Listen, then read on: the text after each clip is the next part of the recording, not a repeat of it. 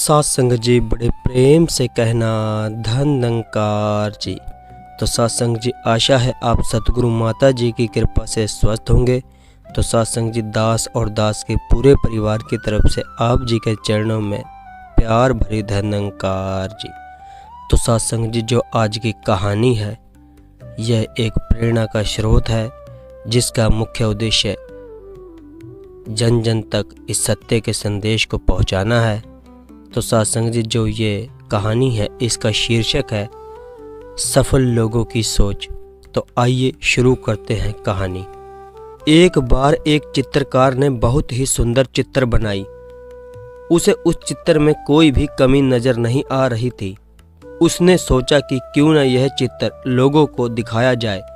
इसलिए उसने उस चित्र को शहर के बीचों बीच लटका दिया और उसने उसके नीचे एक बात लिख दी जिसमें लिखा था अगर किसी को भी उसमें कुछ कमी दिखाई दे तो उस जगह पर निशान लगा दे।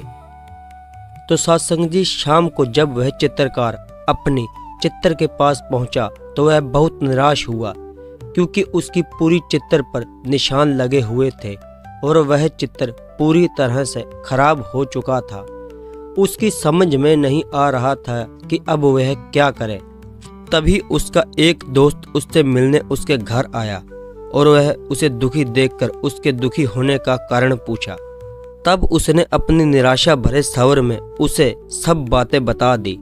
सारी बात सुनने के बाद उसका दोस्त हंसने लगा और बोला यह तो बहुत छोटी सी समस्या है। उसने उससे कहा कि तुम कल फिर से एक चित्र बनाओ और इस बार भी शहर के बीचों बीच लटका देना और उसके नीचे एक और बात लिख देना। अगले दिन वैसा ही किया, लेकिन शाम को जब उसने अपने चित्र देखा तो वह हैरान रह गया क्योंकि इस चित्र पर कोई निशान नहीं था। वह बिल्कुल वैसा का वैसा ही था क्योंकि किसी ने उस चित्र पे कुछ भी नहीं किया। ऐसा इसलिए क्योंकि उसके दोस्त ने उससे उस चित्र के नीचे इस बार यह बात लिखाई कि जिस किसी को भी कोई कमी दिखाई दे तो वह उसे सही कर दे। इससे उस चित्रकार को उसकी समस्या का समाधान मिल गया। अब वह समझ गया था कि किसी दूसरे की कमियां निकालना कितना आसान होता है और लेकिन उस कमी को दूर करना कितना ही मुश्किल। तो सात संग जी हमें इस कहानी से क्या शिक्षा मिलती है कि अगर आपको किसी दूसरे में या फिर खुद में कमी दिखाई दे तो उसे दूर करने का प्रयास करें।